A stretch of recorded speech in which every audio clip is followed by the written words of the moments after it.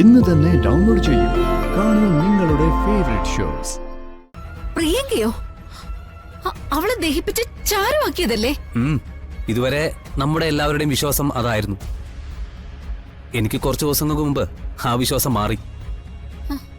അവളെ ഞാൻ കണ്ടെത്തിയമ്മേ. മോനെ, എനിക്കിത് വിശ്വസിക്കാൻ പറ്റുന്നില്ലടാ. നീ വെറുതെ ഒരു കഥയുണ്ടാക്കി പറയുന്നതാണോ?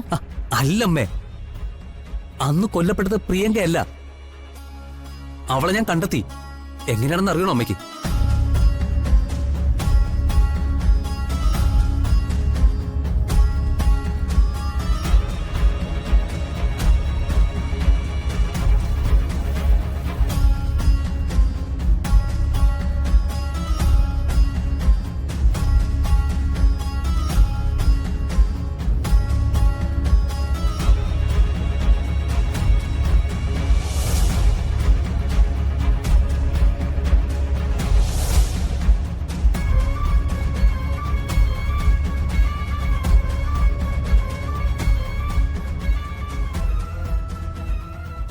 തോറ്റ് തല കുമ്പിട്ട് നടക്കുമ്പോ എപ്പോഴും ഞാൻ പറയാറില്ലേ, ഒരിക്കൽ ഞാൻ ജയിക്കൂന്ന്. ഞാൻ ജയിച്ചു. എന്റെ അച്ഛനെ ജയിലിൽ നിന്ന് ഞാൻ പുറത്തിറക്കും. അമ്മയുടെ കണ്ണീര് ഞാൻ തുടയ്ക്കും. അച്ഛൻ പുറത്തിറങ്ങിയാല് പ്രിയങ്കയെ വെച്ച് രാധികയോടുള്ള പ്രതികാരം നമ്മൾ വീട്ടിയിരിക്കും. അമ്മ ധൈര്യമായിട്ടിരിക്കും.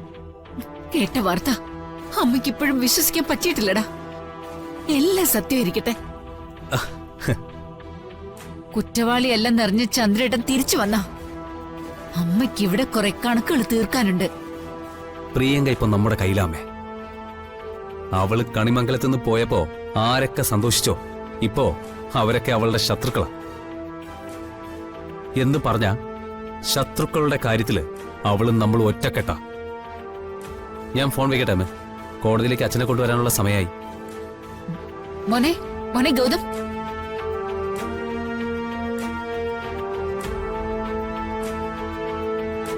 ഹലോ അമ്മേ. ഹലോ.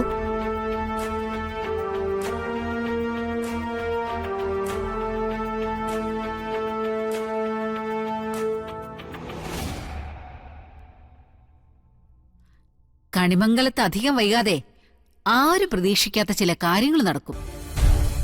എല്ലാവരും ഒന്ന് കാലുറപ്പിച്ച് നിന്നോണം. വരാൻ പോകുന്നതേ സുനാമിയാ, സുനാമി. എല്ലാം കൂടി ഒഴുക്കിക്കൊണ്ടങ്ങ് പോവും. എന്താ പറഞ്ഞത്? ഓ, അത് നീ ഇപ്പൊ കാര്യാക്കണ്ടടാ മോനെ. കണ്ടറിയേണ്ടത് കണ്ടറിയുമ്പോഴല്ലേ അതിന്റെ ഒരു സുഖം.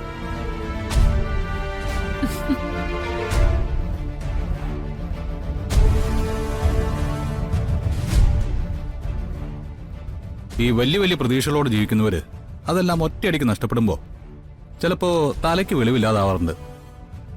നീ ചെറിയമ്മയ്ക്ക് അങ്ങനെ എന്തെങ്കിലും സംഭവിച്ചാണോന്നറിയില്ല. ഏയ്, ഭ്രാന്തൊന്നും വരില്ല. അതൊക്കെ മനസ്സിന് ബലമില്ലാത്തവർക്ക് പറഞ്ഞിട്ടുള്ളതാ. എന്നാലും എന്തോ ഒരു കുഴപ്പമുണ്ടോ? ആ, സാരമില്ല. ചെറിയമ്മയല്ലേ, രഹസ്യമൊന്നും മനസ്സിൽ സൂക്ഷിക്കാൻ പറ്റില്ല. അഹങ്കാരത്തിന്റെ രൂപത്തിൽ അതുകൂടി അങ്ങ് താനെ പുറത്തു വന്നോളൂ. അപ്പൊ നമുക്കത് കണ്ടുപിടിക്കാം. എന്താ?